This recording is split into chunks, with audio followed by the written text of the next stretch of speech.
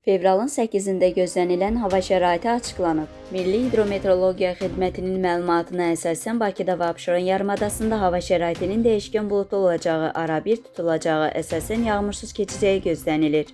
Gecə və səhər bəzi yerlərdə duman olacaq, şimal-qərb küləyi əsəcək. Havanın temperaturu gecə 3-6 dərəcə, gündüz 6-9 dərəcə isti olacaq. Atmosfer təzyiqi 753 mm civə sütunundan 749 mm civə sütununa inəcək. Nisbi rütubət gecə 85-90%, gündüz 71-80% təşkil edəcək.